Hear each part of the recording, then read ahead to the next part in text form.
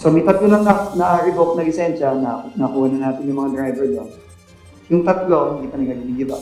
Tinanggalan na ng lisensya ng Land Transportation Office o LTO ang 3 sa 6 na driver ng GV Florida Bus Transport na nakuna ng video na nagkakarerahan sa bahagi ng National Highway sa Cordon Isabela hanggang Diadi, Nueva Vizcaya kamakailan. Ito'y matapos hindi sumipot ang unang 3 driver na binigyan ng show cause order ng LTO upang makapagpaliwanag kung bakit hindi sila dapat parusahan.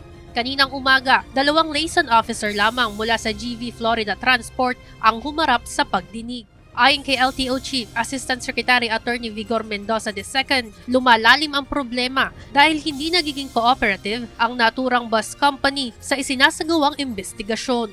Napakasimple lang naman na request natin, no? Tapos kung wala namang kasalanan, madali na yung paliwanag, no? So, the mere fact that they are not volunteering this evidence, the presumption of law is that the evidence that they have is adverse to them. Ayon kay Transport Secretary Dizon, mas bibigatan nila ang parusa kung hindi pa rin ibibigay ng naturang bus company ang pangalan ng 3 pang natitirang driver na sangkot sa insidente.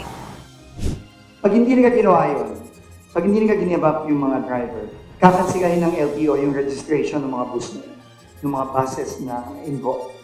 And hindi nila magagamit yun. Ayon sa kalihim, hanggang Lunes na lamang maaaring isumite ng Florida Transport ang pangalan ng mga ito bago tuluyang kansilahin ng LTO ang rehistro ng mga bus na nahagip sa video. Samantala, patuloy naman ang investigasyon ng DOTR at LTO sa naturang insidente at inaasahan na magsasagawa muli ng pagdinig sa mga susunod na linggo. Ivan Alvarez, UNTV News and Rescue. Diyos ang aming sandigan, serbisyo publiko ang aming pinahahalagahan.